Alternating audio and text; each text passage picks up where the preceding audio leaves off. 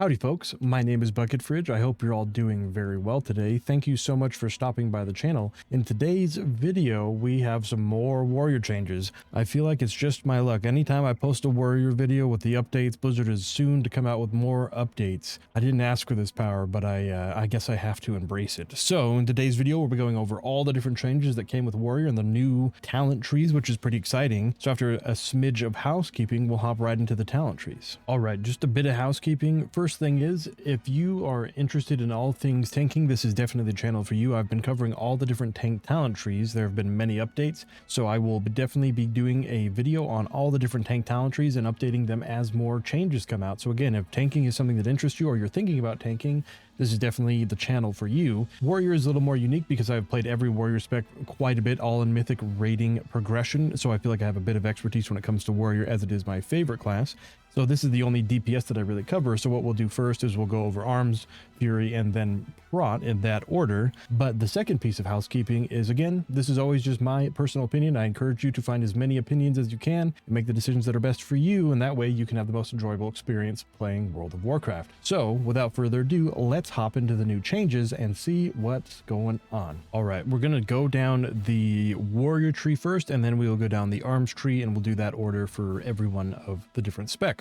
So some of the big changes that we see immediately at the very top of the tree are they took away the third stance option for all the warriors. So for example, for prot and arms, you'll see that you can only pick defensive stance or battle stance for both of them. And then for fury, they have berserker stance and defensive stance, which is pretty interesting. I think it's fine for example, arms and prot, because you'll never really be taking either one of those, or not taking either one of those. Those are the only ones that you would really take, as berserker stance wasn't very good. But with fury, like, you don't necessarily need to spec into defensive stance for more defensives, but we'll cover that when we go down the fury tree. So let's go down the arms tree for now. So I think, again, with arms, you definitely want to take your defensive stance. And one of the interesting things too is they've tied rallying cry to defensive stance. And the interesting thing about that is that, for example, if you wanted to take defensive stance just for a defensive, obviously you could get rallying cry. But if you're, for example, playing fury and you didn't want to take defensive stance, that would mean that you would have to take defensive stance to get rallying cry, which is one of your major raid utility cooldowns. So it kind of forces almost all the different warrior specs besides prot to go into defensive stance. With arms, you're going to go into defensive stance anyways, as it is a very good defensive ability for arms, as they lack defensive cooldowns compared to fury. But it is interesting that for fury, you'll have to spec into defensive stance to be able to get rallying cry. I don't know how I feel about that for fury. We'll have to go down the tree and we'll figure that out when we get there. But for now, let's go down arms. We obviously want to take our rallying cry, very important. The other really cool thing they did is they added leech here in the middle of the tree, as opposed to tying it behind the berserker stance, if you'll remember that. That's actually a really nice change. I like seeing this a little more accessible to all the different specs. I like that a lot. And then War Machine being right in the middle basically means that whether you're going defensive or offensive, you can take War Machine. We'll definitely want to take Spell Reflect, as again, we need more defensives. We definitely take our Heroic Leap and our Thunderclap. And don't worry, we'll talk about the new Wrenching Impact. And then we have 2 points left till we get down to the bottom of the tree. So why don't we take the additional Leech, and why don't we take the extra auto attack speed? So for this one over here, we could go down into the movement speed. It is a 10% increase, which is fairly significant, but we'll look to see if we have the points. And I like that they put bitter immunity up here in the top of the tree. It's actually really, really nice to see, as opposed to having to spend a point down here with your other capstones to get a very good talent that you kind of want almost on every spec of warrior. So it's nice to see it a little bit more accessible. I really like that a lot. So we'll take our bitter immunity. We definitely want to take our reinforced plates. More armor means we just take less damage. Less damage means we stay alive longer. And then we definitely want to take our frothing berserker. And then here we have our bounding stride, which reduces the cooldown of heroic leap by 15 seconds. And now it increases the movement speed as well, as we know. But the wrenching impact, that is the new hotness. Heroic sleep's cooldown is increased by 45 seconds. For those of you who don't know, it would be a 1.5 minute cooldown now if you take wrenching impact, but pulls 4 random enemies to within 10 yards of you. So what I'll do is I'll put up a little clip that I took on beta for everybody so you can kind of see what it looks like.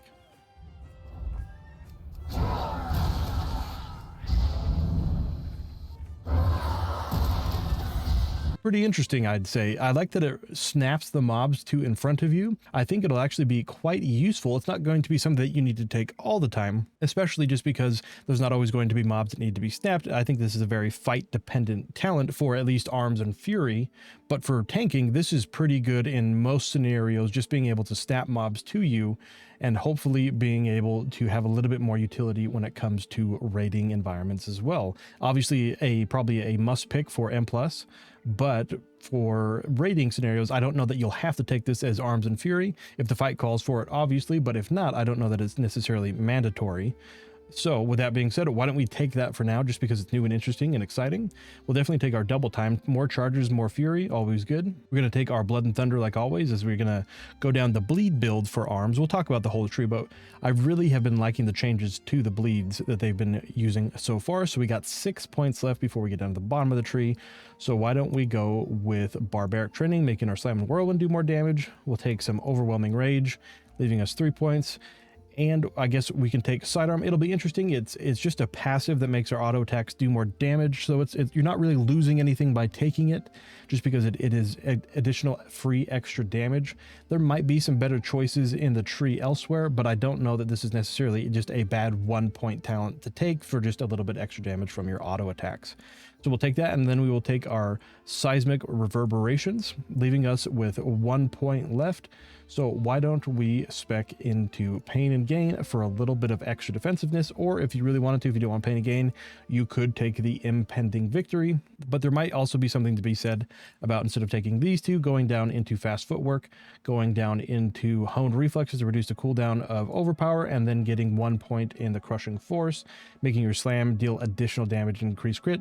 Slam is again a filler for both arms and for fury, and I don't know that it'll necessarily be super applicable, but it is something you could do if you didn't want to take the sidearm and seismic reverberations. So you could do something like that instead if you're felt so inclined. It is really up to you. What we'll do instead is we'll take those points out and we'll put the point back in the sidearm. I think it's not a bad ability per se. It's definitely one to be worth considering.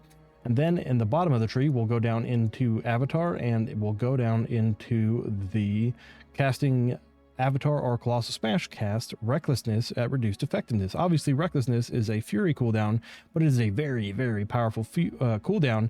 And a lot of the time with casting Blade Storm, a lot of the time you have to have a cancel aura macro to cancel it when you cast Avatar, because sometimes you don't want to cast Blade Storm during your Avatar. So I think the Tormented Warlord will probably be the better one, just because it allows you to not have to click the cancel aura macro, and that's not always super intuitive for new players either. Leaving us with our 7 points left, so why don't we take obviously our two-handed weapon specialization, and since we're going to bleed build, we'll take our Thunderous Roar, and the Thunderous Words is very good, increasing our bleed damage by 20. But the cool thing about Thunderous Roar is they added the new talent finally at the bottom of it. Thunderous Roar's cooldown is reduced by 30 seconds, called Uproar. I think it's actually very powerful. It turns this into a 1 minute cooldown, and a 1 minute cooldown makes all your bleeds do more damage. I really do think this makes the bleed build almost complete, so to speak. I think it's very, very powerful. I really like what they've done with this. This has had such good improvements since its first iterations. I really, really like it. There is something to be said that if you didn't want to go down into the bleed build, you could go down into the Spear of Bastion build instead. That is definitely something that you could do. But I think for now, for our last point, I think we'll take our increased stamina by 5%. 5% extra life is still 5% extra life. The more life you have, the less chance you have of dying, etc. So this is very, very good. But again, if you didn't want to take the 5% extra stamina, you want more defensiveness, you could take Impending Victory, you could take Pain and Gain, you could take some extra damage and Seismic Reverberation. So they're all very, very good. This will be definitely more applicable in a multi-target scenario. So for example, if you wanted a more multi-target scenario, why don't we put one there and put one in there, leaving us with 1 point before we get down. So why don't we take Impending Victory just for an extra defensive? And then you could do something like this instead. If you wanted to go more of an AoE build with Blade Storm, you could do something like this with Spear of Bastion and the two-handed weapon specialization, and the last 2 points could be into more defensiveness or into additional stats like stamina and haste. It really just would depend on what you want to do. But for now, why don't we go down the Thunderous Roar build for our bleeds? I really, really like I said, what they've done with it, and we'll take our last point and we'll put it in the endurance training. All right, so as you can see, there's a ton of changes to the general tree. Again, some of them I'm a huge fan of, like with Thunderous Roar, and this whole section right here, this is really good. I really like what they've done with the Signet of Tormented Kings. They've really kind of reworked it and made it different and better. I really like that quite a bit, giving us recklessness instead of having to have a cancel aura macro, and you're using your Colossal Smash on cooldown every time it comes up. So you're basically getting a recklessness with every cast of Colossal Smash and or Avatar, which is awesome. Again, there are some things that I really like about some of the changes. Some of the changes I don't like is having Rallying Cry stuck behind defensive stance. It is kind of brutal for Fury, especially because Fury usually doesn't take defensive stance. So now you have to spec a point into defensive stance, so leaving you one less point for more utility. Unfortunately, I don't know that Crushing Force is super applicable. It makes your slam do more damage. Slam has always been kind of a filler anyways, so it's not a high priority to put 2 points into, especially having to spec down into this way to get them. I really like that they put a better immunity up here in the top of the tree. I think new Wrenching Impact is really, really cool. They've added a lot more flexibility in this middle part of the tree here, but this top part of the tree, I think the iterations currently are not as good as the iterations previously, at least generally. I like the Siphoning Strikes being able to be, again, in the middle of the tree, but I don't like putting Rallying Cry all the way over here behind defensive stance. It's fine for arms and for prop, but for Fury, it's kind of a brutal point that you have to spend, and it never feels good to have to spend a point to get your raid utility. So technically, you have to spend 2 points, and so you just get 29 points to play around with instead of 30, because one of the reasons warriors are brought besides Battle Shout is their Rallying Cry. But who knows? We'll have to see how the raid compositions go. But for now, this is what I would do for a bleed build for arms. So why don't we go down the arms tree and figure out what's changed there too? All right, let's go down arms and see what's changed. So these parts are all the same. I believe the top part of the tree is identical, except they put Fervor of Battle up here, and Impale used to be over here, and Tactician used to be over here. So they've changed a little bit with it in this top section, but for the most part, this middle section right here has stayed the same, I believe. But it's these two nodes on the end that have changed, and this used to be over here, and this used to be over here. So a little bit different. So since we are going our bleed build, I still think most of the points up here are kind of almost all takes. And again, Fueled by Violence will be interesting because we're taking our Thunderous Roar and we're doing more damage with our bleeds, making it a little more interesting. And why don't we spec into the improved Execute, getting us down to the second part of the tree. So obviously going to take our Colossal Smash, as our Colossal Smash is a non-negotiable in my opinion. Then we're going to take some Tactician, we're going to take some Rending, we're going to take some extra Bloodborne, make our bleeds do 15% more damage. I think this is displayed incorrectly again. It's supposed to be 7.50, stacking twice makes it 15%, so that's a little bit of a graphical error. That's okay. We'll take our Skull Splitter again, because now this generates more rage, which is really nice. Generates 30 rage. 30 rage is obviously additional damage. So then we'll take our Dreadnought as well. We'll spec into our Anger Management. I really like that they put Test of Might and Anger Management like right here, slap center in the middle of the tree. I really like it. We're going to take our Test of Might. They did buff that, so now every 30 rage you spend gives you 5% strength. That is a pretty significant increase. For every 10 rage you get 1%. So that's actually a very nice buff to see. And then depending on whether you need single target or multi-target, so now we have the blunt instruments up here in the middle of the tree as opposed to being on the bottom of the tree, sharing a talent point with the sharpened blades. I really like that they've separated these, and so now this is something you can spec into. You can spec into both, which is actually kind of cool. Makes it a lot more interesting for arms. So for now, why don't we just take our blunt instruments? We'll do kind of like a single target raid environment, leaving us with 2 points before we get down into the bottom of the tree. So why don't we take Whirlwind and the extra crit strike damage, and then we'll get down into the bottom part of the tree. So why don't we go into the Deft Experience? We're going to take our Bloodletting, as I don't think Exploit Weakness is better than Bloodletting. I think Bloodletting is probably much better for this bleed build, obviously taking Fatality, and they increase the Fatality to 200% of the attack power as opposed to 100. That is very nice to see, leaving us with 6 points. So why don't we get our Massacre, and why don't we get our improved Mortal Strike? It's really interesting because they also put Skull Banner right here, so I feel like Skull Banner is again one of those situational talents that you don't always need to take, but it definitely could be something that you could take if you wanted to. It is definitely a situational thing, but it's totally up to you. And then we'll take our Critical Thinking. Hi, Modi. My kitty is saying hello, even though you can't see him, but he is saying hello. And then we have our 2 points left. So for this one, I think Exploiter is probably a little bit better than Sharpened Blades. They have their critical strike damage increased by 10% and now has Execute has additional 5% crit chance. I don't necessarily know that this is going to be worth it unless you are specifically in a very, very heavy Execute phase where the boss has a lot of life. So usually, for the most part, I think Exploiter will just be a better overall rotation. So why don't we take our Ashen Juggernaut and do something like that for more of a single target build. We don't necessarily need our Sweeping Strikes or our Cleave for a single target. And I don't know that Blade Storm and the Blade Storm talents are going to be worth it for more single target, especially if we're going this bleed build, which we've been talking about. Like I said, I really do think that this bleed build could be something pretty interesting. I like it quite a bit, and there is quite a bit more option here in the arms tree. And I like that you don't always have to pick up Sweeping Strikes. I like that this is something that you can use in addition to your other AoE abilities if it is something that you should need, but you're not forced into taking it. I like that a lot. I really like this redesign of these two sections right here. This, for the most part, stayed the same, except they swapped these two bad boys around. But this middle part, I really like this middle part. I feel like this middle part is going to be almost an auto-include in every arms build, regardless if you're going Bleed or Blade Storm or whatever you decided to do. But I really like this middle part, this middle section that changed. So instead of going down a bleed build, why don't we do something like this? We'll go down, if you wanted to go more into a Blade Storm build, we could take something like this. We could take our Merciless Bone Grinder, or we could take Hurricane. Both are very good. Hurricane is Storm of Swords, or was called Storm of Swords. They changed the name to Hurricane now, but it's the same idea. And then you could go into Unhinged or Dance of Death. I think Dance of Death will be a little harder to play around and really only applicable in something like Mythic Plus. So for the most part, I think Unhinged would probably be better.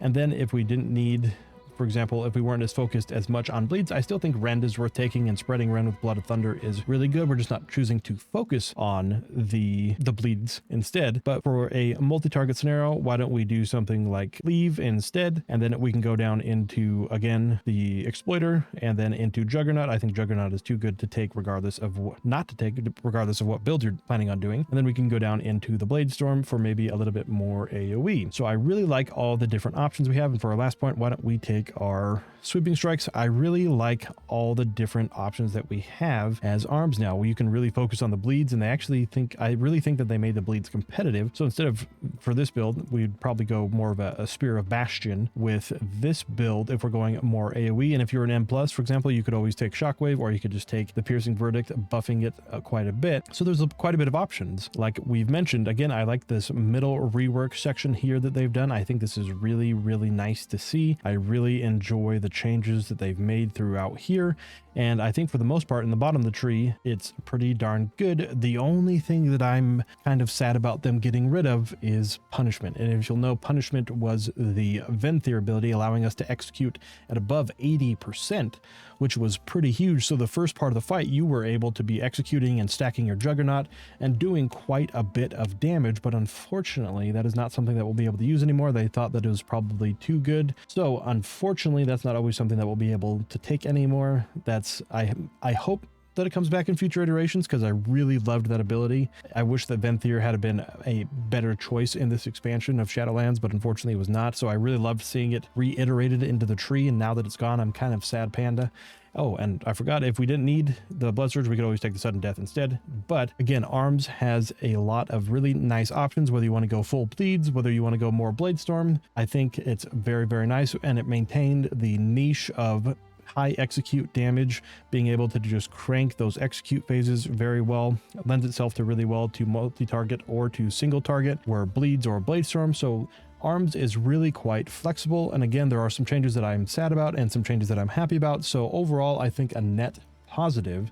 So why don't we hop into Fury next? All right, let's go down the warrior tree for Fury. I know we talked about this briefly, but we'll touch on it again. So they took away Battle Stance for Fury, which I don't know how I feel about that, because Berserker Stance is just strictly worse than Battle Stance was. And so now Fury doesn't even have the option to spec into Battle Stance. And now, instead of using that point to spec into Battle Stance, now you have to spend that. I mean, maybe have to is strong, but if you're being brought to a raid as a Fury warrior, you're definitely going to be using Rallying Cry in raid fights. Maybe not every one of them, but it is definitely such an important raid cooldown that you would not be a warrior coming to a raid without having Rallying Cry. Even if you have 2 warriors, having multiple Rally Cries is better than having no Rallying Cries. So unfortunately, we have to spec that point to defensive stance, and then again, we have to spec into Rallying Cry. This isn't too different from having to spec into battle stance, because Fury or Berserker stance isn't that good. I really wish that instead of trying to make it so Fury warriors can only take Berserk stance, that we could do something different and have a choice node here maybe instead. Maybe that would be something that's more interesting. Berserker stance or battle stance, you could choose and people just pick battle stance. But I don't like that they made you take Berserker stance as opposed to being allowing you to choose between Berserker or battle stance. And I hope that they keep iterating on this, because it's obviously a to be determined work in progress. So I hope they make this a little bit more interesting, because right now it's kind of what, and it's actually probably a net nerf to warriors, more specifically Fury warriors. So I don't know if I'm a crazy huge fan of the change with this.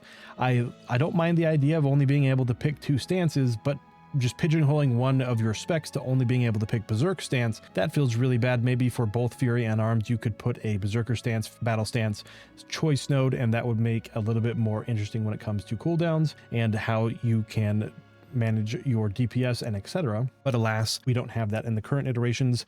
Maybe they'll see this, probably not, but maybe they'll see this and maybe make some changes regarding that, because that has been something that almost every video I've watched has touched on with Warrior, is that Berserker stance just is not very good, and they're trying to make you take it because for some reason, I don't know, but we'll have to see what they do with all that. But for now, why don't we just hop into the rest of the tree? We'll definitely take our War Machine. War Machine, more rage is always good. We'll take our Spell Reflect, and we'll take our our Heroic Leap, and then we'll take some extra Leech. I don't think that we need the Thunderclap with Fury.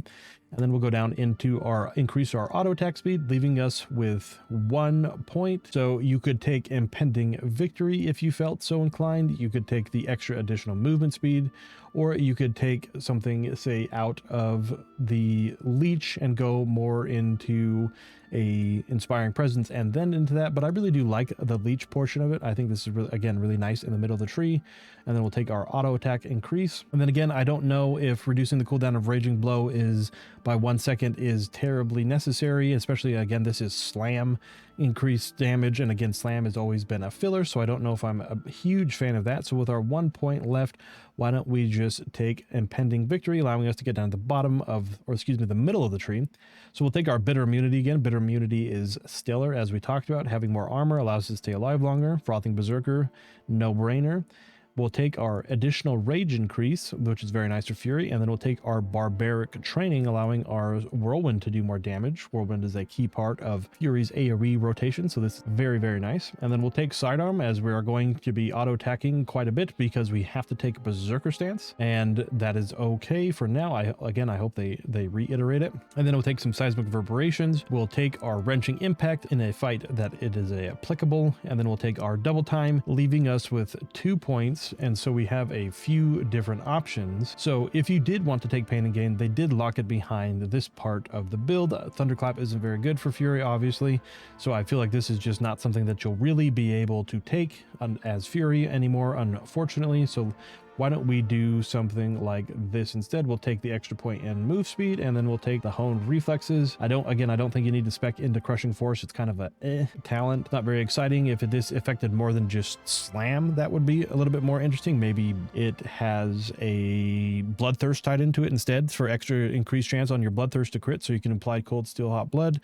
Maybe that would be a little bit more interesting, but for now, this is kind of a skippable talent in almost every one of the specs besides Prot, because this changes with Prot, I believe. But for now, let's go down the rest of the tree. I think our Reinforced Plating, our Avatar, and again, both of these are very good. I'm inclined to think that this would probably be a little bit more DPS, but I really do like the Odin's Fury build with the Cold Steel Hot Blood. So I personally will be probably trying this out more and testing this more than I will the other build, because this has already been proven to be really good. Avatar and Recklessness is how Signet of the Tormented Kings works now. So this is obviously very tried and true, very, very useful. If you just want to go with old reliable, this is very good. But for now, I think we're going to try the bleed build again. Maybe not a bleed build, but the build that has bleeds in it is a little bit more, I guess, akin to what it is closer to. We'll definitely take our dual wielding damage, and we'll spec down here into these two bad boys, and then leaving us with our 1 point to get some extra stamina. If you didn't want the extra stamina or you didn't need the extra cooldown, you could do something like this, increasing your crit strike chance and increasing the crit chance of your raging blow. I would really love to see this instead of raging blow crit chance. I'd really love to see this on bloodthirst, but that might be too powerful just because you also have a stacking bloodthirst increased crit chance over here in blood craze, so maybe they felt that was enough. But if you didn't want to go down into the bleeds, you could spec into Spear of Bastion. Spear of Bastion is very good, and if you just wanted that 1 point in there, you could do something like this. There's quite a bit of flexibility in the bottom of the tree now, which is really, really nice. I like that. It's interesting that endurance training is the only single point in a row full of 2-point nodes. I don't know that necessarily that all the 2-point nodes are always worth it unless you're speccing down into the bottom portion of the tree, because usually it doesn't increase your crit chances, increase your haste, and it just increases the bottom portion of that. So I don't know that it's always worth the 2 points unless you're specifically speccing down into this portion of it. I think Armored to the Teeth is probably the only one that you want to put 2 points into always, just because you're increasing your strength, and that's obviously more DPS. So I don't plan to go a Spear of Bastion, at least initially. We'll have to see what the testing shows us, but for now this would be how I would spec Fury into the general tree. So let's hop into the spec tree of Fury. All right, let's go down the spec tree. So we got our non-negotiables up here. We'll take some of these bad boys. We'll take over here, and we'll take these guys over here. Definitely want to be taking our rampage. These are obviously still no-brainers here in the middle of the tree. And then the cool thing that they did is they actually, instead of blood craze, if you wanted to take your skull banner, you could definitely do that. But I think for now, because you know me and Cold Steel Hot Blood, I am nothing but singing its praises, and this got buffed. The gushing wounds damage got buffed, so you have more leech. It's really, really good. And then we'll take our blood craze to make sure that our bloodthirst is critting, so we can apply our Cold Steel Hot Blood, which is getting 20% extra damage on top of the 30% damage over here. So it gets a 50% damage increase, generating 4 rage every time we crit with bloodthirst, which is one of our most spammed abilities. Again, I think people are sleeping on how good this talent is. For those of you who played BFA, you will know how good this is, and I harp on it every time I make these videos about Warrior. Don't sleep on Cold Steel Hot Blood. It is fantastic. Now we got 3 more points to get us down into the bottom of the tree.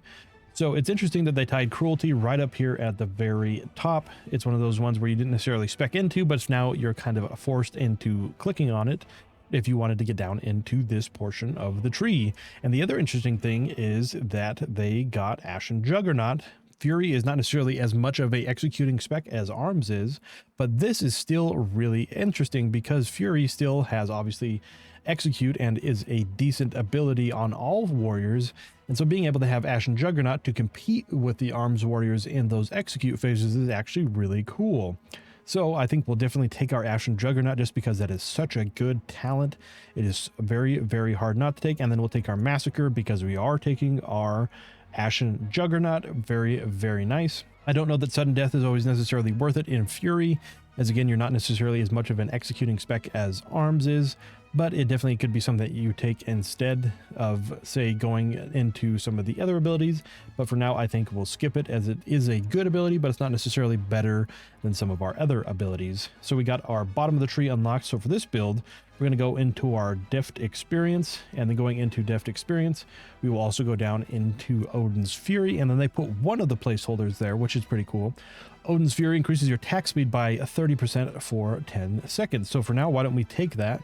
And then we have quite a few other auto attack abilities baked into Fury. We got our sidearm over here, which allows our auto attacks to be doing 15% chance to hurl weapons at your enemy. So if we're having more auto attacks, then we're attacking more with our sidearm, allowing us to just have a kind of net damage increase. We got the auto attack speed up here, so it's quite a bit of auto attack speed generation. We got 30% here, and we got another 5% here. So we are going to be attacking fairly fast, especially since we do not have the dual wielding penalty while we're enraged, which is also very nice. So I think this is definitely a little more geared, the auto attack increase maybe to the single-minded fury, but auto attacks usually are probably your third, maybe your fourth, somewhere in there, highest source of damage. So getting more wide attacks means you generate more rage because we have War Machine, and then we also get the additional auto attack speed increase, which allows more sidearm procs, which is pretty decent at the end of the day, I think. So we got our 6 points left. So I definitely think you still want to be taking anger management, and then you have the choice of unbridled ferocity and depths of insanity, both I think which are incredibly good. So I'll take both of these, and then our last point we can put into onslaught. I know a lot of people really love onslaught.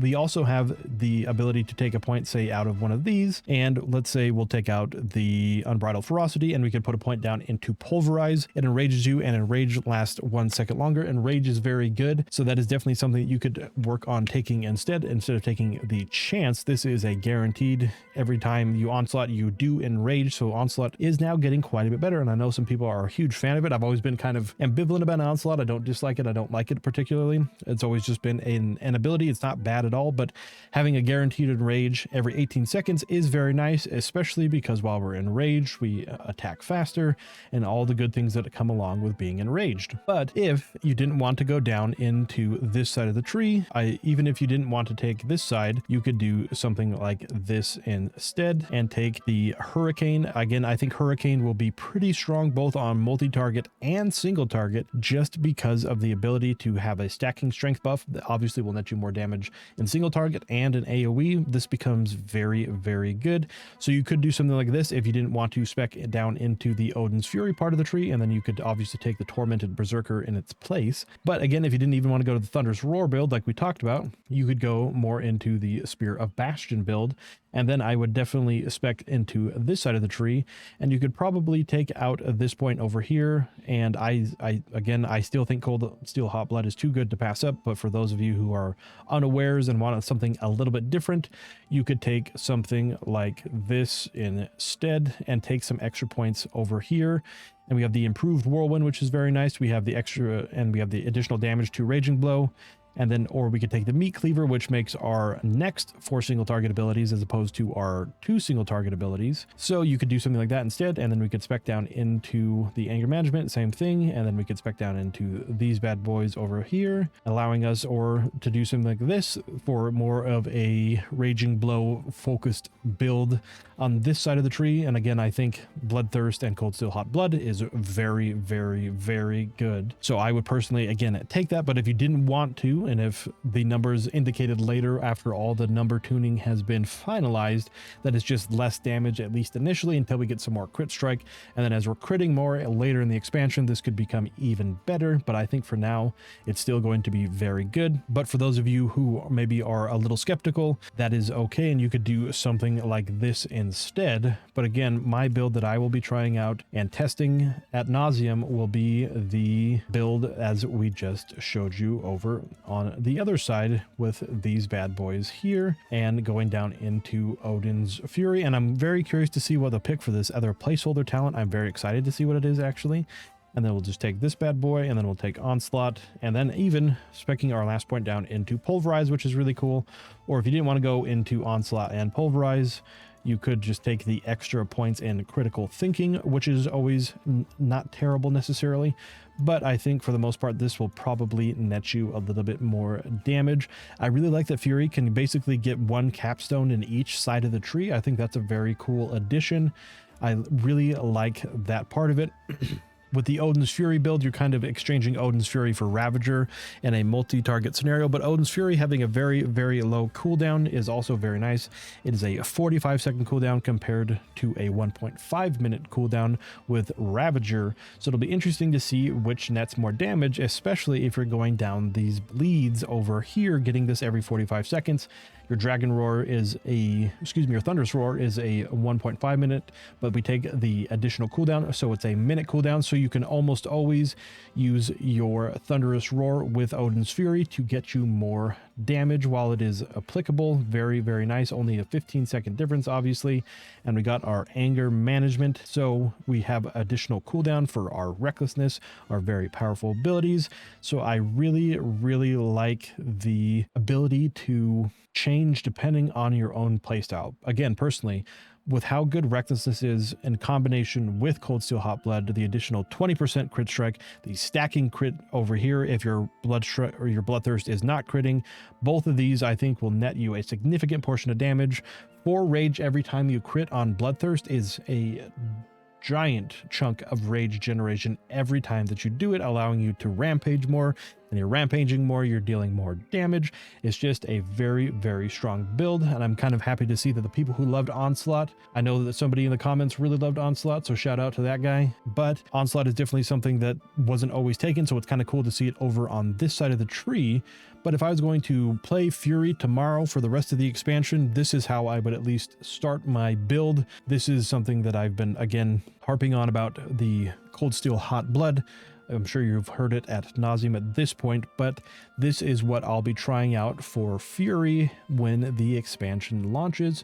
I haven't decided whether I'm going to level in Fury or in Prot, but either way, this is how I would spec Fury, so why don't we hop into Prot? All right, before we go down the Prot tree, something really interesting just came up in the feedback today. Protection Warriors. In an upcoming build, the functionality of your new spell block talent will be changed slightly. Details of how spell block will work have been listed in the Protection Paladin thread here.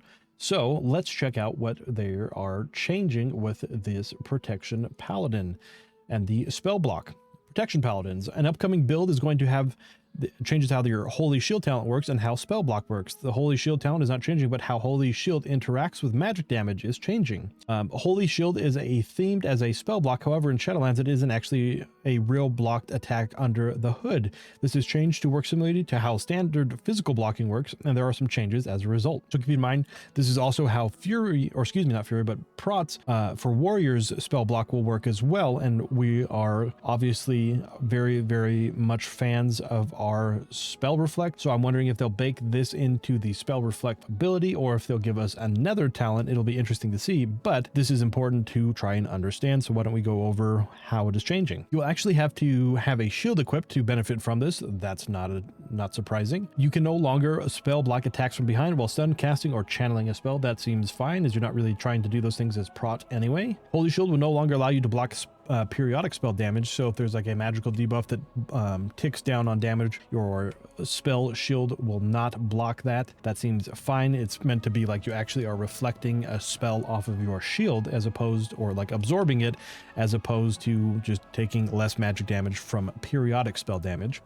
Holy Shield will now allow you to block creatures that deal non-physical auto attack damage, such as a fire elemental melee attacks that attacks you for fire damage, which I think is really cool because there are a lot of bosses that have some kind of component tied into that, allowing warriors and Prot Paladins to just be better in those circumstances.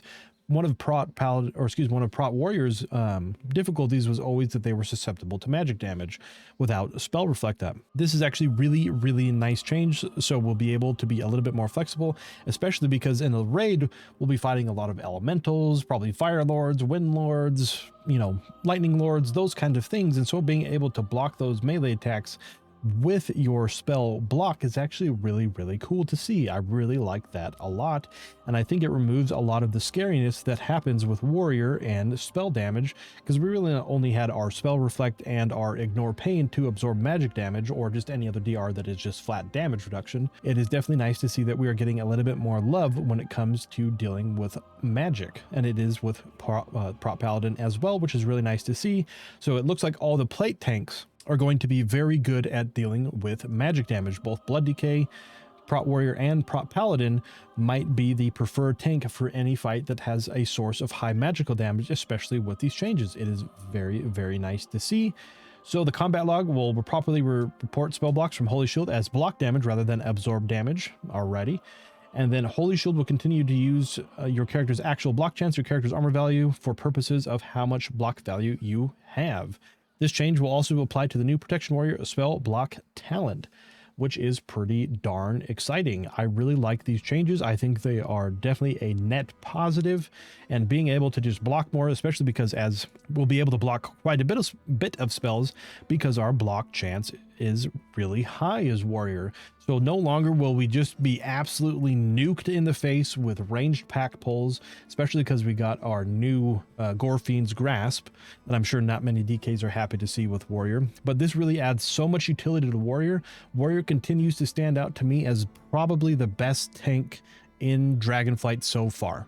Obviously, I'm biased as Prot Warrior is my absolute favorite tank, but everything that points to this so far has shown me personally that I think Warrior will probably be at least one of the 2 tanks picked in almost all Mythic rating content, maybe going along with either Brewmaster or Blood Decay, but definitely Prot Paladin could be in there. Demon Hunter's getting new defensives, Bear's getting some old awesome things back that made it very good in Legion. So there are a lot of options, but I think Prot Warrior will definitely be one of the 2. Mark my words, Prot Warrior is going to be really, really good. So with that being said, why don't we go down the Prot Warrior tree now? Let's get into Prot. Our spell reflection. All right. And again, one of the things that I don't like is having to spec into battle stance to get Impending Victory. Impending Victory was not necessarily a must take or anything, but it definitely was a nice heal, just a bit of extra sustain. So it's kind of a bummer that we have to take battle stance into Impending Victory. I'm going to be making a leveling build that probably uses battle stance just to make leveling a little quicker. But for now, why don't we take this as a endgame raiding content environment? So for now, we'll definitely take our Rallying Cry and our War Machine. More rage is always good. Obviously, Spell Reflect is a no-brainer. Our Bound or our Heroic Leap is a no-brainer. Thunderclap's no-brainer. The extra leech is really, really cool. I like this a lot. I really love that they put it right here, giving us a full 10% extra leech just for being a warrior. I love it. Then we'll go down into our movement speed increase, and then we'll go into our honed reflexes, just because honed reflexes reduces the cooldown of shield slam, and shield slam is going to be a DR just because we have our punch talent as well. So we'll definitely take this bad boy over here, leaving us 1 point left. So why don't we spec into the leech for now, and then we'll go down this portion of the tree. Shield slam and Shield Slam deals an additional 5% damage and 5% increased critical strike chance. I think for Warrior, Prot Warrior specifically, this is very, very good. We'll take our Bitter Immunity, as we know how good that is. We'll take our Reinforced Plating, take our Frothing Berserker, take our Blood and Thunder, and then we have our awesome Wrenching Impact, making us the new Blood Decays. Granted, Gorfiend's Grasp is significantly better than a Wrenching Impact, but that's all right. I know that some people aren't too happy to see that Warrior got that, but I don't think it's a feast or famine kind of thing. I don't think just because Warriors can take this now that you'll not take DKs. DKs provide a lot of utility still in AMZ. They still have Gorfiend's Grasp. Their Death Charge or their Death Grip has 2 charges. I don't think this makes Blood DKs or any DKs irrelevant. I think it's just extra utility for Warrior, which has always been something that Prot Warrior has lacked, is utility. So now that we have our 5 points left before we get down, we definitely want to take our double time. We definitely want to take Seismic Reverberations, leaving us with 3 points. So I personally think something like this will probably be better because, again, our Revenge deals 40% more damage. Now it costs 10% or 10 more rage, but if we're getting Revenge procs, this 40% damage is just 40% extra damage with none of the downsides. So this is very good. And you could take an extra point in extra rage, but I don't know that that's always necessary for Prot. It was nice to have a little bit of a buffer zone, but it's not necessary. So instead, why don't we take the sidearm, just because our auto attacks are going to be a very high source of our damage for Warrior. So having more having our auto attacks have the potential to deal more damage is very, very useful. A little bit of extra damage always goes a long way, especially with tanks. Always very nice to see. And then we got down into the bottom part of the tree. So obviously Avatar and the Unstoppable Force makes us our Thunderclapping God selves, and we'll take our one-handed weapon specialization. And if you have watched my previous video, that you'll know how crazy I think this section of the tree is over here. This ability is bananas. Excuse me, at least in multi-target scenarios. So for example, if this wasn't a multi-target scenario, let's say this is a single target raid environment, why don't we do something like this? And the last point here, rounding out the 31 points. So if this was a single target raid environment, I'm very curious to see what will net more damage, but because we are going Blood and Thunder and we are going Rend, I'm very curious to see how much extra damage Thunderous Roar plus the additional bleed damage from our Blood and Thunder and Deep Wounds adds to us. But again, if you didn't want to go into the blood or the bleeds, you could spec into Spirit of Bastion, or if you didn't necessarily want both of these, you could always do this instead. So there is quite a bit of flexibility here with these last couple points. But again, in a multi-target scenario, I am absolutely picking all of these because these are just straight bananas and are incredibly good, and it is a no-brainer in M+. I think this is incredible in M+. I think almost an auto take in M+, and then we have 2 points left where we can use some utility. We can use some pain and gain if we want a little bit of extra healing. We can take our 2 points in the quick thinking, as it will increase our auto attack speed, and this increases our auto attack speed, allowing us to probably get more procs of sidearm, which is also very good. Or if you just wanted to get the extra crit chance as well, you could do a point and a point here. Both are decent options, but I think we'll go with the extra auto attack speed, as crit isn't necessarily a stat that we are overly concerned with Prot. This would be the multi-target scenario, speccing into this obviously. And then if we wanted to go more of the single target route, I want to try out the Thunderous Roar. But if again you didn't want to do Thunderous Roar, Spirit of Bastion probably is also very acceptable as a single target ability. Both seem very, very good. They have the same cooldown, and they both have very good capstones on the bottom. So for now, why don't we spec this way, and let's hop into the actual Prot tree. Not a lot changed, but let's go down it anyways. Alrighty, let's go down the Prot tree. Again, I don't think too much really changed. A smidge has changed, but we'll go over that. Obviously, these are our non-negotiables. I really like that they made Devastator just one talent as opposed to having to pick 2 of it, which was kind of obnoxious. So making it 1 talent just gives us a little bit more points to spend later in the tree, which is very nice. So we obviously go ahead and take our Booming Voice. Let's take our Brace for Impact, especially because now, think about this, guys. Think about this. For Brace for Impact, obviously our block value is increased by 10% whenever we use Shield Slam. So, and this can have multiple stacks apply. And remember that we're getting the new spell block, and so we'll be able to increase our chance of blocking spells with Brace for Impact, as well as just our shield block and our other things that increase our block chance, which is really, really good. So we'll take our Brace for Impact. We obviously got to take our Strategist, take our Thunder or Challenging Shout, our Thunder Lord, which is a key piece to the Thunderclapping God, as I've mentioned time and time again. I think in the beginning of the expansion, Into the Fray will probably net us more uptime on our shield block than Heavy Repercussions, but later in the expansion, when we have more haste and we don't need the additional haste, Heavy Repercussions is going to be very good as well. More rage regeneration and more uptime on shield block means we block more physical, we block more magical now. We are looking pretty, my friends. So for now, we'll take our Into the Fray, we'll take our Rend, and we'll take our Blood Surge because we're going into the Bleed build, because we got an additional bleed here. Our bleeds do more damage here, and we got our Rend, and we got our Deep Wounds. So more rage means more active mitigation. More active mitigation means we stay alive longer, and the longer we stay alive, the better job as a tank we're doing. And then, because we are trying out the bleeds, why don't we take our Fueled by Violence? And then, because we are going into the bleeds, we have some options here. Bolster has always been very, very good. So I still think that we want to take Bolster, and I still think we want our Shield Wall, obviously. And I think these 3 are all still kind of mandatory talents to take down here. They're just so incredibly good. Shield block lasts longer.